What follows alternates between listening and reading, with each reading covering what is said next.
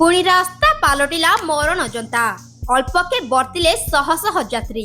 हाँ दर्शक बंधु, राजधानी रे घटिची एभली भयंकर दुर्घटना। प्रतिदिन भली राजधानी ओभरब्रिज गुड़िकरे हजार हजार गाड़ी जीवासीबा करुछंती, किंतु ए ओभरब्रिज उपरु चिकड़ा भीतर फंपा होइतिबा सह एथिरे निम्न मानर जिनिस व्यवहार हेउतिबारु एहा अनेक समय रे भांगी जाउछि। केउठी ओभरब्रिज गुड़िक दबी जाउछि तो आउ केउठी अधारु भुसुड़ी जाउछि।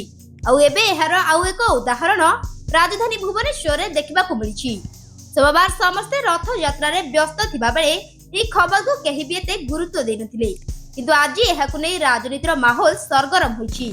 तेबे मिलिथिबा सूचना अनुसार आइगिनिया ओभरब्रिज देई एक 407 गाड़ी पहाड़रू खोर्धा अभिमुखे जाउथिला, किंतु ओभरब्रिज क्रॉस करुथिबा बेले हठात गाड़ीटीर चका दबी जाइथिला एवं ओभरब्रिज रे एक विराट फाट सृष्टि होइतिबा देखिबाकु मिलिथिला। एवं एहाकु देखि पछरे आसुथिबा गाड़ी गुड़िक ब्रेक मारी निजकु बड़ दुर्घटनारू बंचाई देथिले। दिन समय थिबारु एक बड़ दुर्घटना हेबारु यात्री माने बर्ती जाइछंती, किंतु थरे भाबिले जदि ए दुर्घटना राति रे घटिथांता तेबे स्थिति कोन होइथांता ताहा तो आपण माने भाबी पारुथिबे।